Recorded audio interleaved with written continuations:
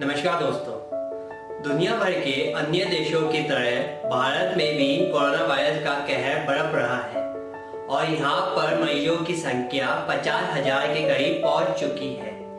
इस बीच प्रधानमंत्री नरेंद्र मोदी ने मंगलवार को corona vaccine development, drug discovery, diagnosis और टेस्टिंग पर टास्क फोर्स टीम के साथ बैठक की और अब तक के डेवलपमेंट के बारे में जानकारी हासिल की। भारतीय वैक्सीन कंपनी अपनी गुणवत्ता, विनिर्माण क्षमता और वैश्विक उपस्थिति के लिए जानी जाती है। आज इसके अलावा वे प्रारंभिक चरण के वैक्सीन डेवलपमेंट रिसर्च में नवोन्मेषक के रूप में सामने आए हैं। इसी तरह भारतीय शिक्षा और स्टार्टअप भी इसी क्षेत्र में आगे बढ़ रहे हैं। भारत में कोरोना वैक्सीन डेवलपमेंट की प्रक्रिया में 30 से अधिक भारतीय वैक्सीन विकास के अलग अलग चरणों में है और कुछ ट्रायल स्तर पर है। प्रधानमंत्री नरेंद्र मोदी ने इन्हीं सब चीजों के मद्देनजर कोरोना से लड़ने के लिए चल रही तैयारियों को लेकर चर्चा की। प्रधानमंत्री कार्यालय की ओर से जारी बयान में कहा गया कि ये भी देखा गया है कि पूरे देश में प्रयोगशालाओं के लिंक के साथ RT-PCR अप्रोच और एंटीबॉडी का पता लगाने के लिए दोनों स्तर पर बड़ा पैमाने पर वृद्धि हुई है। कोरोना वायरस महामारी के महासंकट के बीच इटली ने दावा किया है कि उसने इसकी वैक्सीन की खोज कर ली है। अगर ये दावा सही निकला तो मानव समुदाय के लिए बहुत बड़ी राहत है, जो सामान्य जिंदगी छोड़ घरों में बंद रहने का मजबूर हो गया है। इटली की सरकार ने दावा किया है कि उसके एंटीबॉडीज को ढूंढ निकाला है, जिसके मानव कोशिका में मौजूद कोरोना वायरस को खत्म कर दिया है। उल्लेखनीय है कि कोरोना वायरस से दुनिया भर में 3.5 लाख से ज्यादा लोगों की मौत हो चुकी है।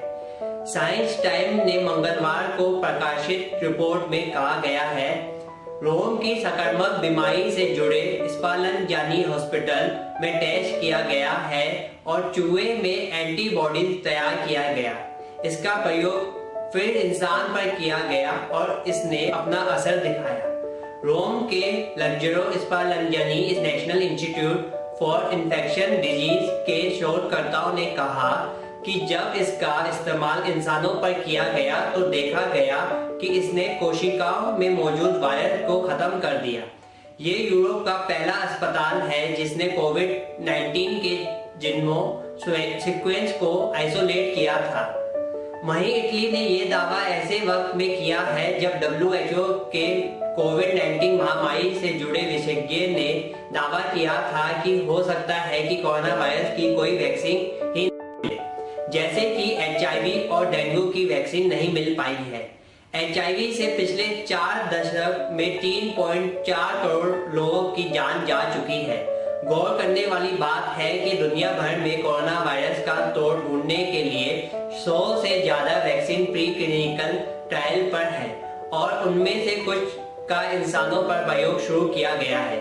चीन से लेकर अमेरिका तक वैक्सीन बनाने की होड़ लगी हुई है। 5 माह पहले कोरोना वायरस की पहचान हुई और तभी से वैक्सीन बनाने की रेस शुरू हुई। भारत समेत कई देशों में प्रायोगिक वैक्सीन के पहले चरण का ह्यूमन ट्रायल शुरू हो चुका है। 6 वैक्सीन ट्रायल के विभिन्न चरण में है। वैक्सीन की अरबों डोज की जरूरत होगी। ऐसे में इस हर हाल में गुणवत्तापूर्ण होना चाहिए। विश्व स्वास्थ्य संगठन WHO का मानना है कि सबसे प्रभावकारी वैक्सीन की पहचान बहुत जरूरी है ताकि पूरे विश्व को इसका फायदा हो सके। इसके लिए तीसरे चरण तक के ह्यूमन ट्रायल का डाटा शेयर किया जाए ताकि पता चल सके कि सबसे असरदार वैक्सीन कौन सी है।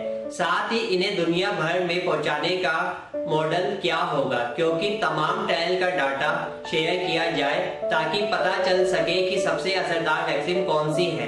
साथ ही इन्हें दुनिया भर में पहुंचाने का मॉडल क्या होगा, क्योंकि तमाम सरकारों, शोध केंद्रों के साथ प्राइवेट लैब और निवेशकों का भी काफी पैसा वैक्सीन विकसित करने में लगा है। एक अनुमान के मुताबिक ट्रायल के लेकर दुनिया में पहुंचाने के लिए ही $2 अरब मतलब 1500 करोड़ रुपए की जरूरत होगी। ह्यूमन ट्रायल के लिए हजारों लोगों की जरूरत पड़ेगी। प्रायोगिक वैक्सीन की डोज देकर देखा जाएगा कि उनमें कैसे और किस तरह की इम्यूनिटी कोरोना वायरस के प्रति विकसित हो रही है। ये अपने आप में बड़ा खतरा है। नेचर के अनुसार दुनिया में पहली बार होगा कि हजारों लोगों पर प्रायोगिक वैक्सीन का प्रयोग किया जाएगा। दुनिया में 35 लाख से भी ज्यादा लोग कोरोना वायरस से संक्रमित हो चुके हैं। इसके बावजूद बहुत कम लोगों में कोरोना वायरस के प्रति इम्यूनिटी विकसित हुई है। उसकी क्वालिटी का स्तर भी अभी स्पष्ट नहीं है। फ्रेंच एक्सपर्ट कीने बताते हैं कि ह्यूमन ट्रायल के नतीजों के साथ सबसे प्रभावकारी वैक्सीन के लिए ये देखा जाएगा कि उसके बड़े स्तर पर उत्पादन की क्षमता कितनी है, कितना कच्चा माल उपलब्ध है और कैसे उसे दुनिया के अलग अलग हिस्सों में पहुंचाया जाएगा। आरएनए आधारित वैक्सीन को दवा नियामकों की अनुमति के अलावा अन्य संस्थाओं की अनुमति हासिल करनी होगी, क्योंकि जैविक पदार्थ को लेकर दुनिया भर में अलग अलग नियम हैं।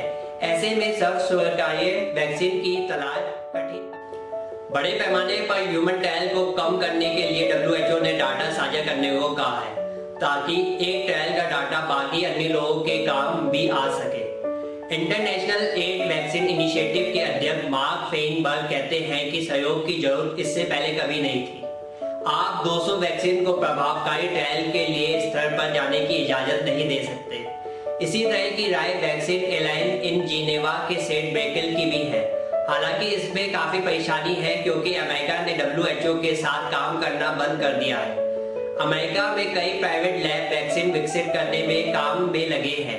फेनबर्ग बताते हैं WHO ने एक्सपर्ट का एक पैनल बनाया है जो प्राथमिकता वाली वैक्सीन का चयन करेगा।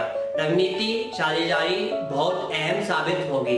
इससे बिना अफरा तफरी फैल जाएगी। हालांकि ये मानते हैं कि WHO की ये योजना बहुत पुख्ता नहीं है। ऑक्सफोर्ड यूनिवर्सिटी के जेन इंस्टीट्यूट में एक वैक्सीन का ट्रायल शुरू हो चुका है। प्रमुख शोधकर्ता डॉक्टर एंड्रयू पोलार्ड बताते हैं कि हमारे पास सफल होने का अच्छा चांस है। हमें विश्वास है कि अगले कुछ महीनों में हम एक वैक्सीन विकसित कर लेंगे। जन स्वास्थ्य से जुड़े विशेषज्ञों का कहना है कि थर्ड फेज में ह्यूमन ट्रायल के लिए लोगों की कोई कमी नहीं है। चीन के वुहान से लेकर इटली, स्पेन, अमेरिका में काफी लोग हैं जिन पर ह्यूमन ट्रायल किया जा सकता है। ऐसे में थर्ड फेज के लिए जरूरी ट्रायल जल्द पूरे किए जा सकते हैं। WHO में सहयोगात्मक वैक्सीन ट्रायल का प्रस्ताव दिया है। इसमें वैक्सीन का नामकरण होगा। सभी के ट्रायल पर नजर रखी जाएगी। प्रभावकारी ट्रायल और अच्छे प्रभाव वाली वैक्सीन पर आगे काम करने की इजाजत दी जाएगी। फ्रांस के नेशनल इंस्टीट्यूट ऑफ हेल्थ की मैरी पॉल कीने का कहना है कि WHO को योजना पर और अधिक काम करने की जरूरत है, ताकि प्रायोगिक वैक्सीन की ज्यादा जानकारी मिल सके। हालांकि वह मानती है कि इस तरह से काम की जरूरत है ताकि सबसे अच्छी वैक्सीन को सबसे पहले ट्रायल तक ले जाया जा सके। तो ऐसी ही खबरों को देखने के लिए